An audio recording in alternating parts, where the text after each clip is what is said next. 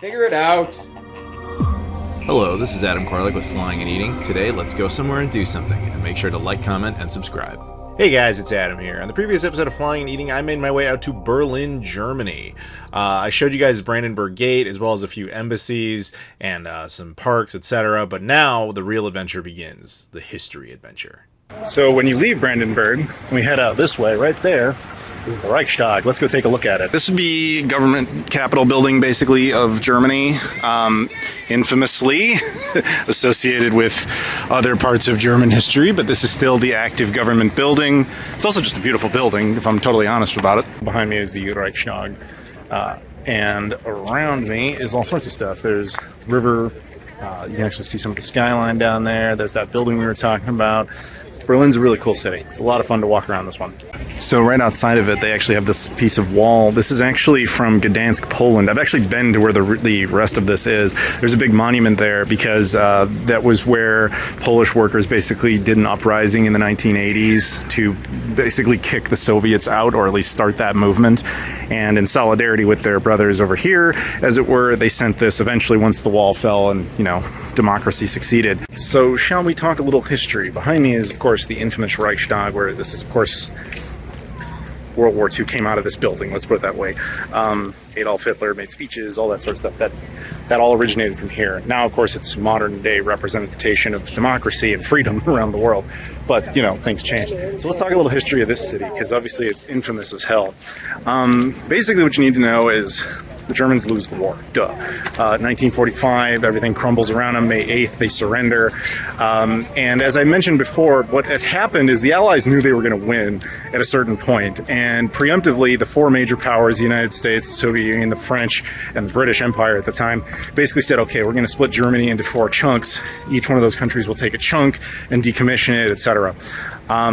And they had a rough outline of where it was going to be, and also the same with the capital, which is obviously here, Berlin, Germany. But the Russians kind of saw this differently than the other three. The Russians saw this as whatever territory we get into is ours to just keep. Theft, eventually. That hasn't changed much with them. Hello, Ukraine. So they looked at it like, we can just steal as much land as we want.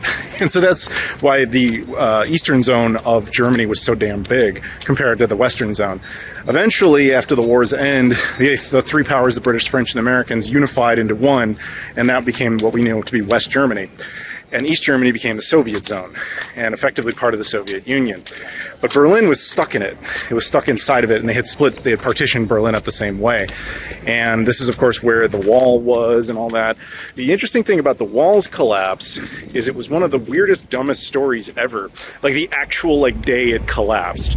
There had been movements like the Gdansk thing for a long time. But basically, this is a very long story, so I will truncate it. But basically what ends up happening is Gorbachev was trying to create reforms within the Soviet Union to give people more rights, because people were getting more uppity as time was going on, and rightly so. And so he eventually said, he creates these little minor reforms. And one of the biggest ones that people wanted is that people wanted the ability to go from East Berlin to West Berlin just to visit it, just to see it, and vice versa. So he basically tells one of his guys, get on TV and explain that we're going to be opening it up, but with extreme limitations. Okay, there will be extreme limitations on the context in which we open up to West Germany, and you have to have the right paperwork. Effectively trying to say, technically we're going to do this, but almost nobody will be applicable to it. Okay.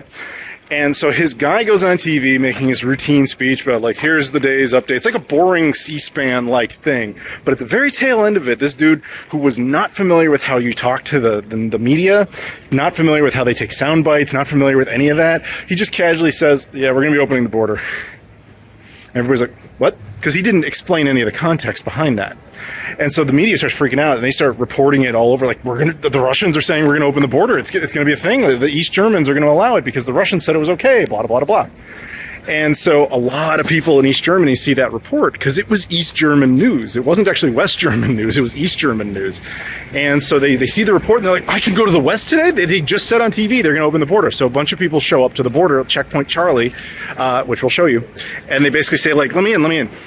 Of course, the guards at Checkpoint Charlie are like, no, you can't come through here. Get out of here. And then more people show up. And same thing. and more and more and more and more, and people keep showing up, like not just one, not just two, thousands. And the guys working there is just like two guys, and they're like, what do we do? So they call up their boss, who says, there's like thousands of people here saying that they said on TV that they're allowed to cross the border. Guy on the phone's like, no, you can't do that. Okay, can't let you in, everybody. And they're like, no, they said on the TV. The people start standing up to these guards. And these guards are just two guys, so they're starting to freak out a little bit. They keep calling their boss. Their boss keeps saying no. They keep calling him back. And eventually the boss is like, okay, all right, fine. You know what we're going to do? Because I'm tired of this. Sure, let them through, but you have to stamp their passports. And when you stamp their passport, that effectively means they've renounced any right to Soviet citizenship, and they become West Germany's problem. And they're never allowed back into the Soviet Union. And so the guy, the guard dude basically goes, okay, stamp their passport and just let them go, right? That's it? That's all I gotta do? Yeah, that's all you gotta do. Okay. So then he tells everybody, all right, we're gonna let everybody through. Give me your passport, I stamp them, and you go through. And he's like, okay. So people come, they just get in their stamps and they're going. They're not realizing they're renouncing their citizenship when that happens. So people go through and they're experiencing West Germany. And it's like, oh my God, look, real things that don't suck, because East Germany was terrible. And, the Soviet Union was a horrible, depressing place. And so all these people are excited. They're seeing new stuff they've never seen before. And eventually, the first thing that happens is this couple's like, this was amazing to experience, but we got to get home. We got to go back to the east side because that's where our baby lives. And we want to go check out our baby because, we're parents. And so they go back to the border control and they're like, all right, we're going back through. And border control's like, you can't go back through. What do you mean you can't go back through? When we stamped your passport, it meant that you're not allowed back in because you've just renounced your citizenship. And the couple's like, the hell with you. I have to get back there. That's my kid is there. And more people keep coming back through and screaming at them. Like, you can't. And these two guards are freaking out because it's against the same two guards. They don't know what to do. So they just start letting people go free through without border control. And after that, it was like, why do we have this bottleneck at all? And people started smashing down the wall, like physically. And then the East German government calls up the Soviets and is like, what do we do? They're like smashing up the wall. And the Soviet Union had no funding and no capacity at this point. They were a collapsing, dying empire. And they more or less said, like, I don't know, bruh, handle it yourself. So they did nothing.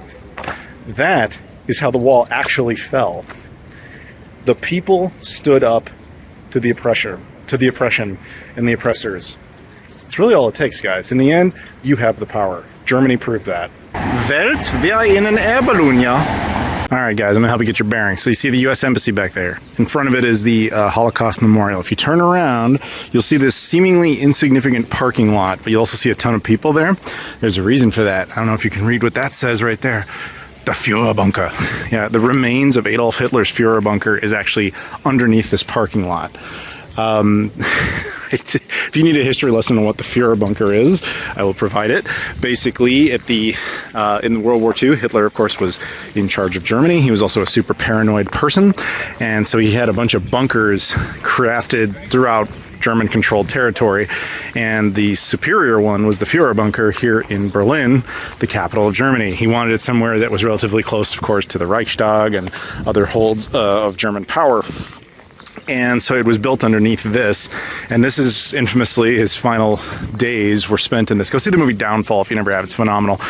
But it talks all about that with his secretary who had all this inside info, etc. So they tried to destroy the bunker multiple times, including as recently as 1972, and it was too well built to the point where they couldn't do anything with it. So they eventually just kind of paved over it and built this. And after the fall of the Berlin Wall, it became much more easy for people to come see this. There isn't much to actually see up here, but underneath us is the bunker. There is a recreation of it. There's actually, I think it's called the Berlin Bunker Story or something like that. It's a museum we'll probably go check out that recreates parts of it, but the original one, right there. And as I said before, Adolf Hitler died right here. And there was no bigger resounding insult to his legacy, and I mean this in a good way, for the Germans to do to basically, forget that he ever happened, and then to say, we're going to build a Holocaust museum right there, right next to where you died, you piece of shit. So you see this group of people just standing there? They're standing there for a reason. That is the actual spot in which they burned Hitler's body, right there. So the Sega Pluto made it to the Führerbunker, naturally, and it's going to go right over there to where Hitler burned up. The exact spot where Hitler's body was taken out, thrown down, and burned. So the Sega Pluto lives. Suck it, Hitler. There was a water tower thing that used to exist back in the day, and that water tower thing would have been about there. Then there was kind of a big bunker-like entrance. That thing was over there. And so they dug up a hole right about there, and that's where Hitler's body was burned up at his request, and then his ashes were sprinkled into a river. Very few fragments remain.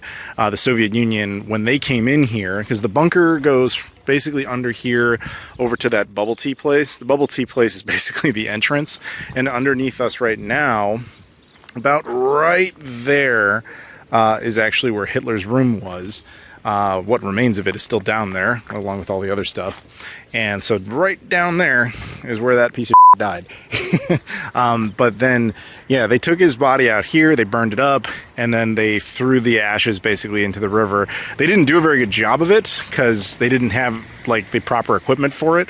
All they were able to do is like basically get gasoline from cars and just try to create enough to like burn up him and Eva Braun's body.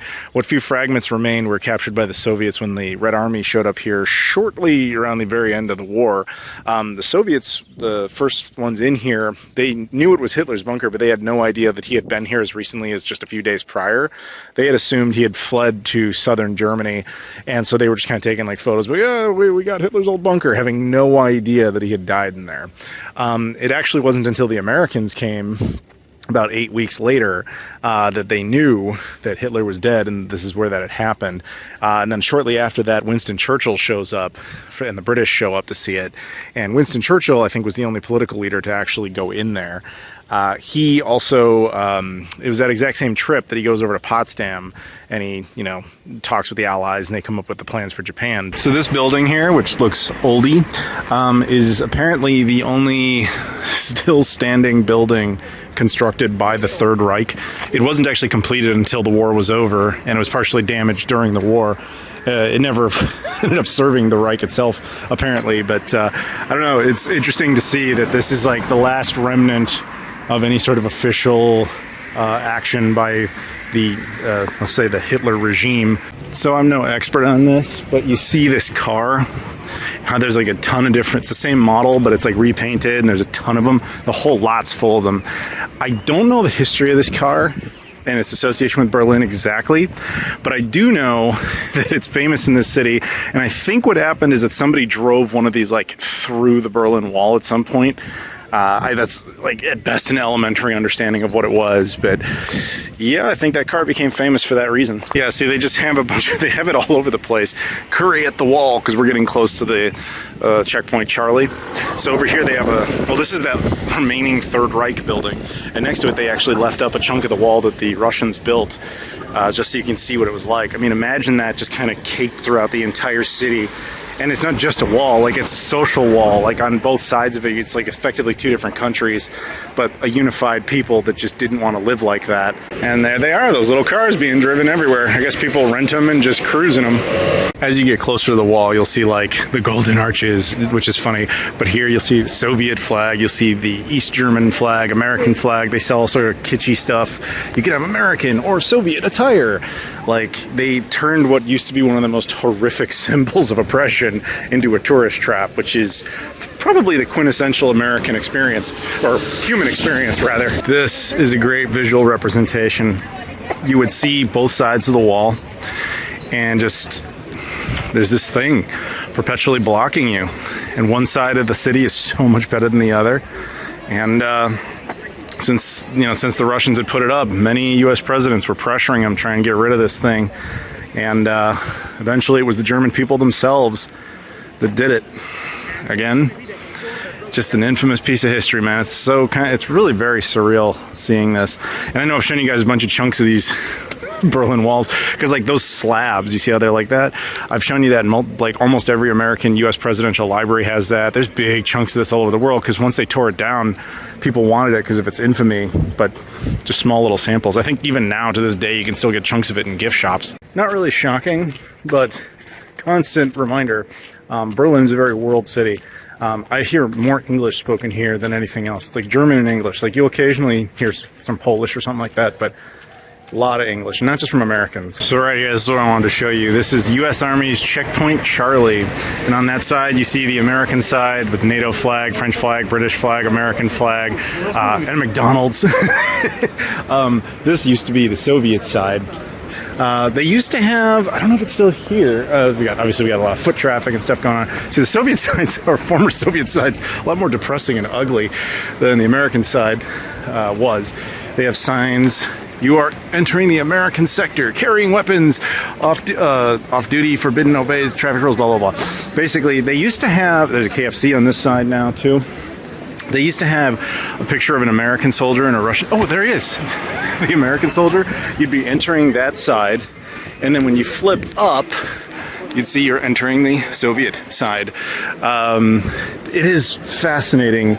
Like, I've been here before, but it's very interesting to see because if you think about it, this was at one point the most heavily militarized border crossing in the entire world. Now it's a tourist trap, which is impressive because, man, I could talk. Oh, I'm sorry. I could talk about the history of this forever, but, you know. But basically, this was the only way into the West officially was through this point, and yeah, just unbelievable.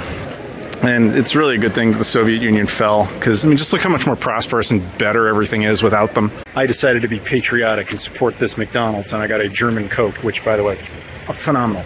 Yes, I went to a McDonald's, but it was just for a Coke. It was great. Sega Pluto at the most infamous border crossing in possibly human history. So why does this exist? What was its original purpose? As I said, the city was split up into the 4 zones and all that, and this was a border point into the American zone, eventually the West. Now, interestingly, the only reason it survived as long as it did, and we'll have to move a little bit because we do have cars coming, was basically that the U.S. had no intention of staying here. It was at the end of the war. It wasn't one of our geopolitical interests. But what became one of our geopolitical interests was the rest of Western Europe had been decimated, and the Russians were like keen to just kind of take the continent. People forget that the Russians didn't stop here because the Germans stopped them. They didn't stop because the French or the British stopped them. They stopped because the Americans were here. That was it. Our biggest fear, I say ours as the United States, was that eventually the Soviets would conquer Germany, press onward into a depleted France, and eventually take down the UK, and there would be an open Atlantic for the Soviets to eventually reach the United States. So it was in the US's interests, as it still is now, to remain in Europe to make sure that the forefront is here and not on our shores. That's why this existed. However, from the Soviet perspective, it was an American embassy inside of their own country, effectively. And so to that end, they kept trying to find ways to push the United States out of here. That's how the Cuban Missile Crisis was born. Khrushchev thought if he applied pressure in Cuba, the United States would be willing to pull its forces out of Berlin, fundamentally not understanding how paranoid the United States is, which led to the actual Cuban Missile Crisis, which the United States eventually won. That guy. Anyway, whatever. We won. And you can tell we won, because look what's right there. I have actually stood back there before. It's constantly a tourist trap. Although, when I was here a few years ago, it wasn't this extreme, but like it's like all anybody's doing. If you swing around the corner, though, you can turn this way, and up here you'll actually see they have a museum about it. So there you've got, of course, Reagan and all that. We are now in what used to be the Russian side. Like, again, these kind of mark where the actual wall physically once was. And yeah, that was the border. On this side of the street is the Black Box Cold War. They have, of course, a thing of Kennedy when he was here. Obviously, Kennedy and Reagan are the two most associated presidents with the Checkpoint Charlie and the Berlin Wall. Okay, this is an incredibly good map of it. So, obviously, the French, British, and American zones after the war unified like that, and then the Russians, this was their zone, so they built a wall on this side of it, but they also controlled all of the land around it because it was East Germany, so they built the wall entirely around it. Checkpoint Charlie is right here, obviously where we are now, and of course that's Brandenburg. Wow.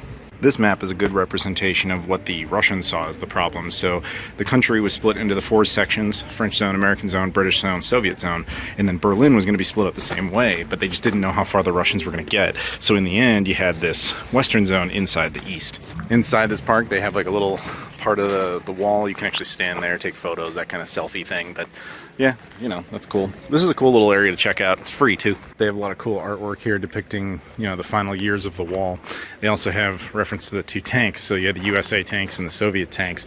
Also, the American tanks were known as the Berlin Brigade, which at one point the Soviets were so hell-bent on getting rid of that they almost started the war. The Cuban Missile Crisis almost came out of that. So drones. Then you can see people tearing down the wall. After it was formally allowed to be torn down, now they're just doing the actual deconstruction, and then they brought these in to mark where it had used to be. Inside a gift shop, and as I said, you can still buy chunks of the wall. U ben misselkruis there, Kennedy. Ik ben een Berliner. This is what I'm talking about, that little car. See, I'm pretty sure it must have smashed through at one point in history. I'm just not familiar with that story. Because see, here it is again. So I came out of the gift shop right here as we walk away from Checkpoint Charlie. I have to admit, I remember there being a lot more Russian stuff. They seem to have gotten rid of a lot of it. Can't say I'm exactly surprised. Also, in regards to that building up there, I wish to correct a statement. I didn't realize that was the Soviet flag there. They have all of them displayed. So there's Checkpoint Charlie. We move down here, we'll actually see this. It says the last Kremlin flag. So basically it goes on to explain that when the Soviet Union fell, the flag was lowered at the Kremlin. It was actually brought here and displayed here as just kind of a symbol of basically peace, and it was only displayed here for 2 years, and after that in 1994 it was starting to fade, and so they brought it inside, and it's inside the museum. It was placed by this replica, and the replica has faded, but it's just a replica. So yeah, it makes sense. Too bad the Russians are who they are still now. That sucks. You know, being in this area, it's really humbling, honestly, because you see the struggle these people went through for freedom. Just this idea, it was right there over an actual physical wall, and nothing says it better, metaphorically, that how bad Soviet culture and Russian culture truly sucks, or sucked, whatever. Still sucks. Let's keep it real. That you had to build a physical wall to contain your population because the other side of the wall was just so much better that you knew they would leave. So you're like, no, stay here, stay oppressed. That. So hope you can see in just the areas I pointed out today why Berlin is so fascinating. Its history is so wrapped up, obviously, in the Second World War, the Cold War, and so on, and its association with other countries, its geopolitical position, kind of stuck in the middle between these two superpowers during the Cold War, the role it played in that. It's just such a fascinating city. I honestly think it's the most interesting part of Germany by far. Like, I like Germany a lot, but I think Berlin is like fascinating. It's kind of the Washington, D.C. of Germany. It's just there's history after history after history. The rest of Germany's fine. It's kind of like visiting Ohio, though. Like, the rest of it is just fine. This place is actually genuinely fascinating. And just to see, like, in real time, you can kind of see the story of their history in just the last century all play out in this city, and their association with the Americans and the Russians in particular. And you can tell who won. I mean, next to Brandenburg Gate, the most in the Reichstag is a Starbucks and an American embassy, and to, you know, Checkpoint Charlie, next to it is a McDonald's. And that'll do it for part 2. Thank you so much for watching. If you guys could do me a favor, please stay tuned to part 3. We're going to be going to Potsdam, which is infamously where the Potsdam Conference between Stalin, Churchill, and Truman occurred. We'll also, of course, check out some food. We're going to have communist ice cream, so look forward to that. But until then, if you guys can do me a favor, please like the video, comment down below, subscribe if you've never done it before, and check out all the social media stuff in the description. Twitter, Instagram, Facebook, Discord, Patreon, Spreadshirt, etc. Appreciate the support on all those platforms. Thank you so much for watching, and I'll see you all later.